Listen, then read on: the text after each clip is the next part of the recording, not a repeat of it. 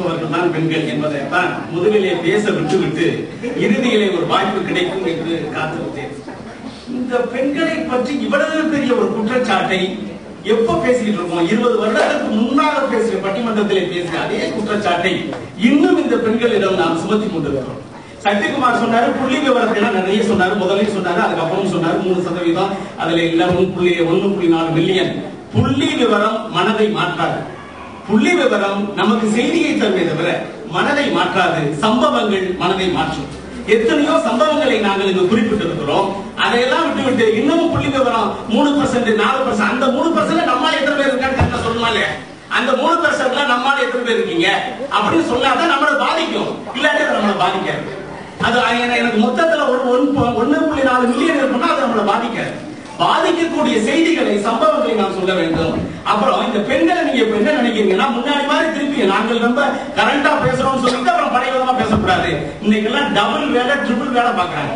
அலுவலகத்திற்கு போனதோடு மட்டுமல்ல, எத்தனை இந்திய குடும்பங்களிலே இன்னும் இரவிலே சமையல் நடந்து கொண்டிருக்கிறது. வேலைக்கு போயிட்டு வந்த பெண்கள் இரவிலே சமைத்துக் கொண்டிருக்கிறார்கள். இந்த பிள்ளைகளுக்கு ஒரு பேரண்ட்ஸ் மீட்டிங் கூட போறதில்லை ஆண்கள். அதையும் இந்த பெண்களே சென்று செய்கிறார்கள். குழந்தைகளை பார்ப்பது, அதே நேரத்தில் அலுவலகத்தை பார்ப்பது, வீட்டிலே சமையல் செய்வது, இப்படி 3 ஷிப்ட் வேலையை கொடுத்துட்டு இன்னும் நீங்க எங்களுக்கு நீங்க அன்பா பணிவிட செய்யல அப்படின்னு நம்ம சொல்ல முடியாது. அவர்களுடைய பொறுப்புகளை நீங்கள் அதிகப்படுத்தியிருக்கிறீர்கள் என்பதை நீங்கள் புரிந்து கொள்ளவே இல்லை. பொறுப்புகளை அதிகமாக்கி இருக்கிறீர்கள். அப்பொழுது நீங்கள் பழைய மாதிரி எதிர்பார்க்க கூடாது. உங்களை நீங்கள் இன்னும் மேம்படுத்திக் கொள்ளவில்லை என்பதுதான் என்னுடைய குற்றச்சாட்டு. வள்ளுவன் அப்படி சொன்னான் அப்படின்னு சொன்னார். வள்ளுவன் காலமே ஆணாதிக்க காலம். வள்ளுவன் அவன் வாழ்ந்த காலத்திலே, ஆணாதிக்க காலத்திலே வாழ்ந்த வள்ளுவன் பெண்களை பற்றி அதிகமாக சொல்லி இருக்கிறான் தவிர ஆணை பற்றி குறைவாகத்தான் சொல்லி இருக்கிறான் என்பது எல்லோருக்கும் தெரியும். பெண்களுக்கு வாப்பட கிடைக்கும் சொல்லாதீங்க, அரிதாக போய் கொண்டிருக்கிறார்கள். பெண் குழந்தைகளையே நீங்கள் பெறாமல் விட்டுவிட்டு இன்று பெண்கள் அரிதாக போய் கொண்டிருக்கிறார்கள். நீங்கள் எவ்வளவோ சாதனைகளை செய்துதான் இனி நீங்கள் பெண்களை திருமணம் செய்ய முடியும். அப்படிப்பட்ட ஒரு அரிதானவர்களாக பெண்கள் மாறிக்கொண்டிருக்கிறார்கள் என்பதை நீங்கள் புரிந்து கொள்ள வேண்டும். பெண்கள் அப்புறம் திருப்பி சக்திகுமார் சொன்னது, அதாவது என்னன்னா, ஆண்கள் படித்த காலத்துல எல்லாம் குழந்தை பெற்றுக்கிட்டு இருந்தோம், அதாங்க தப்பு. நீங்க இந்த பெண்களை ஒரு போதைப் பொருளாக பயன்படுத்தி குழந்தையை பெற்றுக் கொள்வதற்காகத்தான் நீங்க உபயோகப்படுத்திக்கிட்டு இருக்கீங்க. கணவனும் மனைவி வீட்டுல பேசவே மாட்டாங்க 10 வருஷமா, உள்ள 10 குழந்தை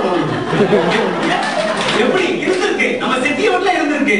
அதாவது கணவனும் மனைவியும் பேசிக் கொள்ளவே இல்லை, பிள்ளை வளர்ப்பு வருடத்தை கொண்டு நடந்து கொண்டே இருக்கிறது. எப்படி ஒரு போதைப் பொருளாக நீங்கள் கல்வி அறிவு பெற்ற பொழுது போதைப் பொருளாக இருந்த பெண்கள் இன்று அவர்கள் கல்வி அறிவு பெற்ற பிறகுதான் இந்த மக்கள் தொகை பெருக்கத்தை தடுக்க வேண்டும் என்ற ஒரு உன்னதமான கொள்கை அவர்கள் கொண்ட பிறகுதான் அவர்களுக்கு இன்னைக்கு நான் நாடு நல்ல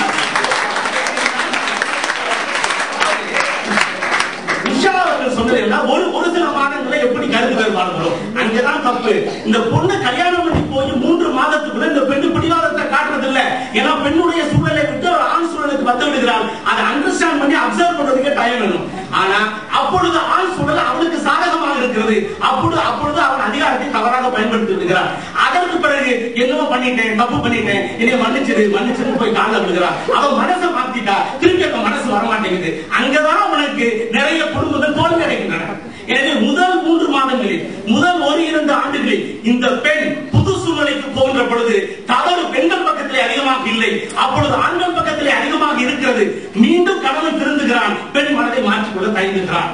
அங்குதான் திருமணம் தோல்வி அடைகிறது அடிப்படை. அதனாலதான் நாங்க சொல்றோம், முக்காவாசி திருமணங்கள், 180% திருமணங்கள் முதல் 2 ஆண்டுகளுக்குள்ளே மன முறிவை எட்டுவதற்கு காரணமே, அடிப்படை காரணமே இதுதான். பெண் அவன் சொன்னாங்க பாம்பேலுக்கு வந்தாங்க. ஏன்னா பெண்ணுக்கு வேலை போச்சுன்னா 2ஆம் வருமானம் போயிடும். அதுக்காக ஆண் நம்ம வேலையை விட்டு கஷ்டப்பட்டு வேலையை கண்டுபிடிச்சிடலாம், இன்னொரு வருமானத்தை கீப் அப் பண்ணிக்கணும். அதுக்காக அங்கிருந்து பாம்பேலுக்கு வந்து இந்த பொண்ணு இருக்கிற வேலை பார்க்கிறாங்க. எனவே ஆட்சியை கேட்டு சொல்வது என்று சொல்வதெல்லாம் இந்த பெண் ஆண்கள் எதுக்காக சொன்னாங்க, தள்ளி போடும். ஏதாவது செய்ய வேண்டாம் நினைச்சா ஆட்சியை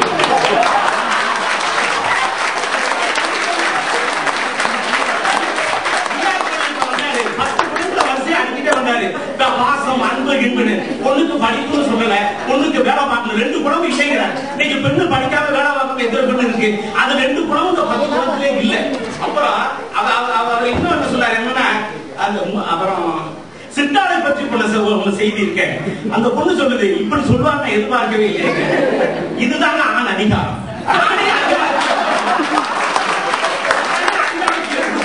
சொன்னாலும் பரவாயில்ல, சொல்லுவோம்னு சொல்லுவதுதான் ஒரு ஆண் அதிகாரம் என்பதை அவரை தெளிவாக சொல்லியிருக்கிறார்கள்.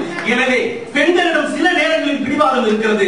கணவனை இழந்து கைப்பொண்ணான பிறகும் கூட இந்த குடும்பத்தை மேற்பார்த்து குழந்தைகளை ஆளாக்க வேண்டும் என்ற பிடிவாதம் பெண்ணிடம் இருக்கிறது.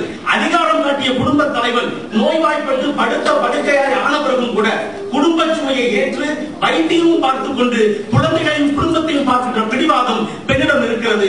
பேர குழந்தைகள் இல்லையே என்று கோயில் கோயிலாக ஏறி இறங்கி வழிபடுகிற பிடிவாதம் பெண்ணிடம் இருக்கிறது. இதெல்லாம் ஒரு குடும்பத்தை மேம்படுத்துகிற பிடிவாதமே தவிர குடும்பத்தை தொலைக்கின்ற பிடிவாதம் அல்ல.